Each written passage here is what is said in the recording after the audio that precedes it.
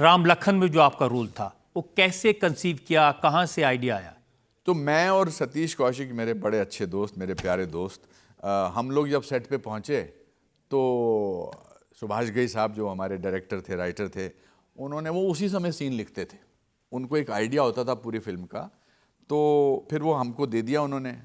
Film अपना उसकी Chandivali studio में उसकी शूटिंग थी, वो अंडे वाला सीन कि सेठ जी मुझे बड़ा याद आता है कि वो अंडा जो है अनिल कपूर मेरे नीचे रख देता है अपनी सीट पर जिस पे मैं बैठने वाला होता हूँ, और तो वो सतीश ने इम्प्रोवाइज़ किया था कि मैं बोलूँगा सेठ जी और तू बोल देना, बैठ जाना और फिर बोल देना ससुरी के सेठ जी की जगह अंडा नहीं बोल सकता था क्या? मगर उसमें पूरे क्लाइमैक्स में बड़ा इंटरेस्टिंग एक किस्सा था। तो पूरी फिल्म में काशीराम जो थे, सतीश कौशिक जो थे, मेरे असिस्टेंट थे, तो मैं ऐसे बोलता था तो वो बड़े खुश होते थे। क्लाइमैक्स में सुभाष घई साहब ने सतीश कौशिक को मुझसे ज़्यादा डायलॉग दे दिए। ये दे दिए डायलॉग कि सुनो जी, 5 बातें मैं आपको बताना चाहता हूँ। वो सर जॉन को बोलते हैं, रज़ा मुराद साहब को, सतीश कौशिक। तो मेरा अंदर से थोड़ा हर्ट हुआ। मैंने कहा यार पूरी पिक्चर में मेरा इससे बड़ा रोल था और क्लाइमैक्स में इन्होंने इसको दे दिया ये। पर मैं ठीक है। सतीश कौशिक जब एक्शन हुआ, उन्होंने बोला स्टार्ट साउंड कैमरा एक्शन, तो मैंने देखा उनको बोलना था पहली बात तो ये है जी, दूसरी बात तो ये है जी, तीसरी बात तो ये है, चौथी बात है भाई, 5वीं बात ये है। सतीश कौशिक बड़ी आहिस्ता आहिस्ता बोल रहे थे।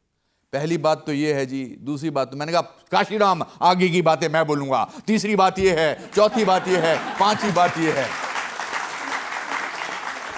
सतीश कौशिक इतना हर्ट होके मुझे शॉट में देख रहा था और कह रहा था कि मैं तेरा खून कर दूंगा ऑलमोस्ट। और उसने सोचा कि सुभाष जी का ही बोलेंगे, नहीं वन मोर कर भाई, ये सारे डायलॉग सतीश के हैं। मगर सुभाष जी एंड में आए, ये तो तूने बड़ा अच्छा किया, तूने ये सारा सीन ले लिया इसके हाथ से। तो आई थिंक बहुत सारी इम्प्रोवाइजेशन, जैसे डेविड धवन साहब के साथ मैंने जितनी भी फिल्में की हैं, शोला और शबनम की है, हसीना मान जाएगी, बहुत जुड़वा की हैं, मैंने कमाल की फिल्में उनके साथ की हैं।